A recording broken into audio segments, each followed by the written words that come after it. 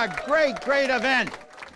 What a great event. What a great event this is to see all of these candidates, to see Ujjal up here, to see all of you, to make sure that Vancouver Kingsway elects Wendy Yuan. I'm told that I'm interrupting lunch.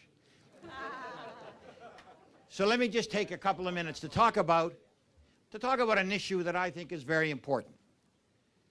You know as well as I do that we are living through a major international financial crisis. You can't turn on your TV set but that you don't hear about what is happening in the United States. You can't turn on your TV set or read a newspaper without reading what is happening in virtually every major industrial country in the world as a result of the financial crisis. And because of that, the question now comes up, certainly in this election campaign, is where is the economic leadership going to come from to make sure that we in Canada come through this crisis? So let's just talk about where that leadership is going to come.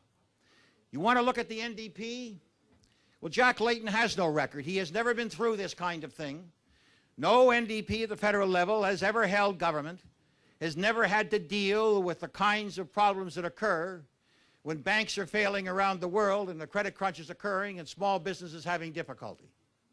But if you want to know where Jack Layton is coming from, I would simply ask you, who in God's name, under circumstances where Canadian companies are trying to keep their heads above the water, where Canadian companies are trying to continue to employ people and add to employment and expand their plans, who, under these circumstances, when it is so difficult, would then recommend that we increase corporate income taxes by $50 billion. If you want to tie Canada's hands behind its back, then increase the corporate income taxes. That's what Jack Layton would want to do. And let me tell you, that is not the kind of leadership that we need at the center of this economic crisis in Canada. We don't need that kind of thing. I heard Wendy when I was out there.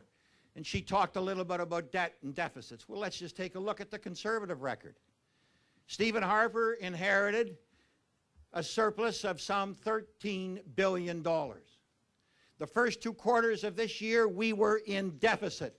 And now most economists are projecting that next year it is quite likely that Canada will be back in deficit. Let me tell you, Shane, you're all right. You're darn right, Shane. The fact is that it took an enormous amount of work by Canadians to reverse the $43 billion deficit we inherited from the Conservatives in 1993. It took an enormous amount of hard work and dedication by Canadians to put us back into surplus, and it's taken Stephen Harper 2 years to wipe it out. That's not what I would call economic leadership. When we left office, Canada's productivity was on the increase. Now, in the last 2 years, Stephen Harper has given us the worst productivity record that Canada has seen in 18 years. When we left office, Canada was creating jobs, one of the highest job creation records in Canadian history. When we left office, Canadians were able to face the world with an enormous amount of confidence. Today, our productivity record is down. Our growth record is now the worst of all of the G7 countries, and we are no longer creating jobs the way we did before. That is what Stephen Harper has done. And if people want to know whether that record is what we want to take into the next generation, I don't think so. When I see the young people here with so much hope and so much aspiration, surely to heaven that what we want is a government that understands that you don't go into deficit, a government that understands that you do build jobs, and a government that understands that, in fact, Canadians can rise to any challenge, but the government can't simply turn its back on them. And then, let's take a look at what we did. There is a reason why we had to have a surplus. When I became the finance minister, I was very worried about a crisis of this kind occurring. I was very worried. What would Canada do with $43 billion deficit with a massive debt?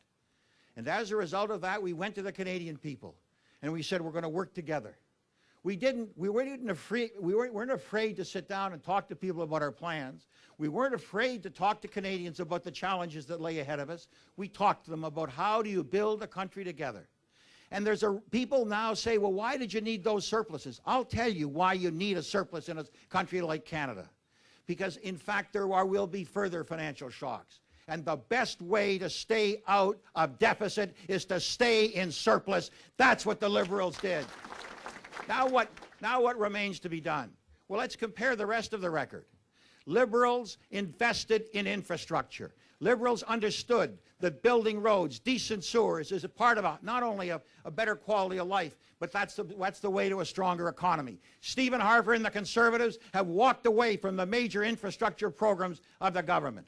Liberals invested in child care and early learning because we understand that a country isn't no balance sheet. A country is about people and people who want to build a better life for themselves and their children and their grandchildren. So we invested in child care. And Stephen Harper walked away not only from our child program, but he broke his own promises to the Canadian people to build more child care spaces. You don't do that in this Canada.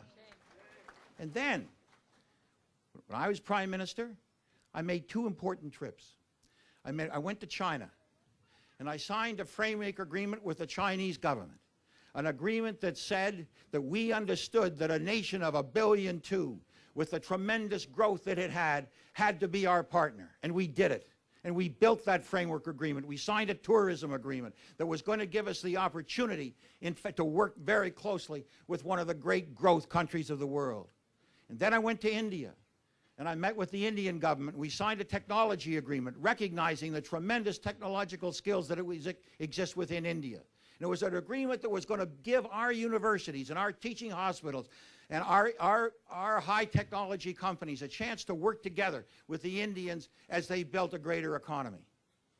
Stephen Harper has turned his back on that framework agreement with China, and he has ignored that agreement with India. And I'm telling you, when you look at what's happening in the world today, you don't turn your back on China and you don't ignore India.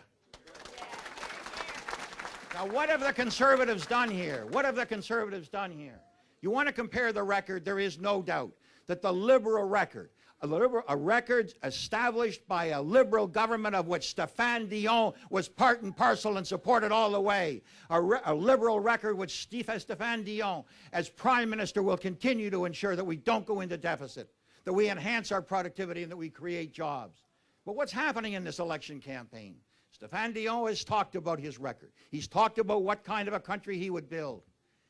Stephen Harper has yet, and the Conservatives have yet to give us their program.